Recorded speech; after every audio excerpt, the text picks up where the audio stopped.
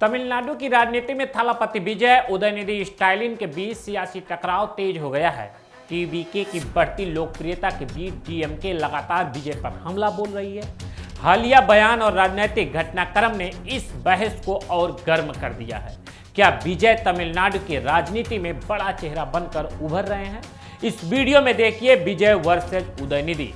विवाद की पूरी कहानी, डीएमके की रणनीति, टीवीके की ताकत, नेताओं के बयान और सोशल मीडिया पर वायरल हो रही हैं प्रतिक्रियाएं। मुख्यमंत्री विजय जी, हमें रियल गवर्नमेंट नहीं चाहिए, हमें रियल गवर्नमेंट चाहिए, ऐसा कहना है उदयनिधि स्टालिन का, जो डीएमके के नेता हैं और तमिलनाडु विधानसभा में नेता प्रतिपक्ष बने हुए हैं। तमिलनाडु में विजय मुख्यमंत्री बन गए। सुपरस्टार अभिनेता से एक नेता अब मुख्यमंत्री कुर्सी पर बैठा है। मात्र 2 साल के अंदर विजय ने 2 साल पहले टीवी के नाम से संगठन बनाया, जिस पार्टी ने इस चुनाव में यानी इस विधानसभा चुनाव में 108 सीटें जीती और सबसे बड़ी पार्टी बन गई। विजय को 4 मई को नतीजे आने के बाद से अभी तक सिर्फ व सिर्फ तारीफें ही मिल रही हैं। उनकी पार्टी का गुणगान हो रहा है कि देखिए कितने कम समय में कोई और नेता, कोई और अभिनेता बना हो और उसने ऐसा करिश्मा दिखाया हो। ऐसा हो नहीं सकता, क्योंकि अभी तक ऐसा किसी ने करिश्मा नहीं दिखाया है। सब कह रहे थे कि कभी ऐसा नहीं हुआ। एमजीआर वाली चीज़ें दोहराई गई हैं। विजय अगले एमजीआर हैं, ऐसी बातें हुई। लेकिन अब मुख्यमंत्री बनने के बाद विजय को आलोचनाओं का सामना करना पड़ रहा है। शुरुआत हो चुकी है उदयनिधि स्टालिन, जिनसे विजय उनके घर पर पहुंचकर 2 दिन पहले गले मिल रहे थे। उसी उदयनिधि स्टालिन ने विधानसभा परिसर में आज सीएम विजय को खूब खरी खोटी सुनाई है। उन्होंने कहा कि आपकी पार्टी इंस्टाग्राम पर खूब रील्स बनाई, वो लोगों के बीच काफ़ी लोकप्रिय भी हुई, बहुत देखी गई, लेकिन वो सब अब समय जा चुका है, चुनाव खत्म हो चुका है। अब रीलबाजी छोड़िए, अब रियल गवर्नमेंट दिखाइए, असली सरकार चला कर दिखाइए, क्योंकि अब आपको खुद को साबित करने का वक्त आ चुका है। ऐसा कहना है उदयनिधि स्टालिन का। उन्होंने कहा यह मौका था विधानसभा में बहुमत साबित करने का। तमिलनाडु में 234 विधानसभा के सदस्य हैं, 118 का बहुमत होता है। विजय की पार्टी के पास बहुमत का आंकड़ा जुट गया है, क्योंकि 5 छोटे छोटे दलों ने उन्हें समर्थन दे दिया। कांग्रेस पार्टी के 5 विधायक, IUML के 2 विधायक, BCK के 2 विधायक, CPI और CPIM के 2 विधायक, यानी बहुमत की संख्या 118 थी, इनके पास कुल पहुंच गई 121। अगर विजय की 2 सीटों को जोड़ें तो कुल 120 विधायक ही थे। लेकिन जब बहुमत साबित करने की बारी आई और जब वोटिंग हुई तो विजय को वोट मिले 144। बाकी वोट कहां से मिले? बाकी वोट मिले AIADMK के विधायकों ने। AIADMK के विधायक 47 विधायक चुने गए हैं। पार्टी टूट चुकी है, 25 विधायक विजय के साथ जा चुके हैं। विधायक अभी भी पार्टी सुप्रीमो पलनीस्वामी के पक्ष में खड़े हुए दिखाई देते हैं। बता दें कि विधानसभा में बहुमत साबित करने दिन बहुत कुछ हुआ। बहुमत का आंकड़ा होना चाहिए था 234, लेकिन कई सारे विधायकों ने वॉकआउट कर दिया।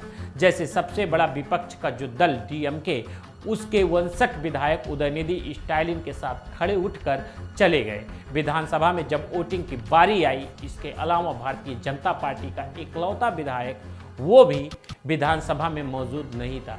विधानसभा में जो लोग मौजूद थे उनमें टीवीके के विधायक थे, टीवीके की जो सहयोगी छोटे छोटे दल थे उनके विधायक थे, और AIADMK के दोनों धड़ा मौजूद था। तो क्या हुआ? AIMDMK के 25 विधायक ने विजय के पक्ष में वोट दिए, 22 विधायकों ने विरोध में वोट दिए। विजय ने बहुमत हासिल कर लिया, 144 वोट उन्हें मिल गए। लेकिन अब विजय के सामने असली परीक्षा आने वाली है। असली चुनौती तो उनकी अब शुरू हो रही है, उसकी शुरुआत भी हो चुकी है। उदयनिधि स्टालिन ने बहुत कुछ कहा। उन्होंने कहा कि विजय को जो बहुमत मिला था, बहुमत तो खैर ही नहीं था उनको। उदयनिधि स्टालिन ने बहुत कुछ कहा है। उन्होंने कहा कि विजय को जो बहुमत मिला था, बहुमत तो खैर मिला ही नहीं था उनको बहुमत की 10 सीटें कम मिली थी, लेकिन उन्हें जो बहुमत जुटाया है वह डीएमके के भरोसे जुटाया है। उदयनिधि का कहना है कि टीवी के साथ जो पार्टियां गई हैं, पार्टियां तो हमारे साथ चुनाव लड़ी थी। कांग्रेस पार्टी इस चुनाव में डीएमके के गठबंधन में थी, सीपीआई डीएमके के गठबंधन में थी और इसके साथ ही सीपीआई-एम के वो भी डीएमके के गठबंधन में थी। बीसीके के स्टालिन की सहयोगी पार्टी थी। तो उदयनिधि का कहना है कि विजय हमारे साथी दलों को साथ में लेकर बहुमत जुटाए हैं।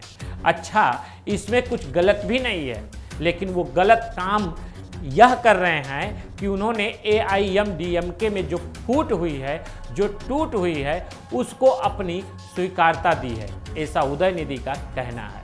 उन्होंने कहा विजय यह गलत कर रहे हैं, उन्हें एआईडीएमके के धड़े से हाथ नहीं मिलाना चाहिए, उनके पास नहीं जाना चाहिए, ऐसा उदयनिधि स्टालिन का कहना है, जो शुरुआत हो चुकी है। विजय के दाव, विजय के चुनावी अभियानों और विजय को मिली चुनावी सफलता के बाद अब विजय को आलोचना का भी सामना करना पड़ रहा है। उनकी सरकार के कार्यों की समीक्षा होगी और अब उन्हें स्वीकारता तो मिलेगी, लेकिन उसके साथ ही तीखे बोल भी सुनने को मिलेगा। अभी तक क्या था, विजय एक अभिनेता थे, सारे दलों से ऊपर उठकर लोग उनके साथ में थे, यह कह लें उनका समर्थन करते थे, उन्हें देखना पसंद करते थे एक अभिनेता के तौर पर। लेकिन अब जब राजनीति में आ चुके हैं तो उनका विरोधी खेमा भी होगा और उस विरोधी खेमे में अपना पहला वार कर दिया। उदयनिधि एक बात और कही है, उन्होंने विजय के चुनावी कैंपेन से एक नारा उठाया। जैसे चुनाव के दौरान विजय कहते थे, मैं एक साफ सुथरी सरकार दूंगा, तमिलनाडु में भ्रष्टाचार से दूर रहेगी, जो गुंडागर्दी से दूर रहेगी, जो विकास करेगी, ऐसा विजय का कहना था। उदयनिधि कह रहे हैं कि अब एआईएडीएमके एक टूटे हुए धड़े से मुलाकात कर रहे हैं। क्या यही है आपकी साफ सुथरी सरकार? क्या आपका वो वादे यही आप पूरा कर रहे हैं? ऐसा कहना है उदयनिधि स्टालिन का। उन्होंने कहा यह मुलाकात नहीं, यह समझौता है और विजय की सरकार अपने पहले दिन से ही एक बड़ी गलती करने जा रही है, ऐसा भी कहना उदयनिधि स्टालिन का है। तो देखते हैं विजय के इन आरोपों पर इन सियासी हमलों का जवाब कैसे देते हैं उनकी पार्टी और उनकी गठबंधन की सरकार कैसे चलती है। लेकिन इतना तो तय है, मान लीजिए कि डीएमके का जो रवैया देखने को मिल रहा है, डीएमके के सदन के नेता प्रतिपक्ष उदयनिधि स्टालिन जिस तरह से विजय की आलोचना कर रहे हैं, तीखे हमले कर रहे हैं, उससे तो एक बात साफ होती है कि विजय एक मजबूत विपक्ष का सामना करना पड़ेगा, क्योंकि उनके पास खुद का बहुमत नहीं है। जो बहुमत भी है उनका वो छोटे छोटे दल से मिलाकर बना है, जो बहुमत जो है वो आईएमडीएमके के एक टूटे हुए धड़े से मिलकर बना है। इसी वजह से विजय के सामने सियासी चुनौतियां कम नहीं होने वाली। 5 साल की उनकी जो सरकार चलेगी, अगर यह चली तो उसे सारी मुसीबतों का सामना करना पड़ सकता है। उनकी पार्टी को खुद को साबित करना होगा कि वह सरकार चला ले गए, उन्होंने एक साफ सुथरी सरकार दी है। इसके साथ ही उन्हें साबित करना होगा कि उनके पास चुनावी कला है, उनके पास राजनीतिक क्षमता है और गठबंधन सरकार भी चला सकते हैं, उनके पास वो राजनीतिक कौशल है। यह सब कुछ विजय को अभी साबित करना है। वो अभी तक की जो बड़ी खबर यही है कि विजय अब सियासी हमले विजय पर शुरू हो गए हैं। उदयनिधि स्टालिन ने पहला हमला कर दिया है। उन्होंने विजय पर सीधे तौर पर कह दिया है कि जो वादे आपने तमिलनाडु की जनता से किए थे, उन वादों पर अडिग रहिए। आपने कहा है कि आप साफ सुथरी सरकार देंगे, वही कीजिए। आप दूसरे दलों के टूटे हुए विधायकों से क्यों मुलाकात कर रहे हैं? ये साफ तौर पर इस वक्त पहला प्रहार उदयनिधि स्टालिन विजय पर कर चुके हैं। लगातार अपडेट के लिए बने रहिए आप हमारे साथ और देखते रहिए हेडलाइन फोकस।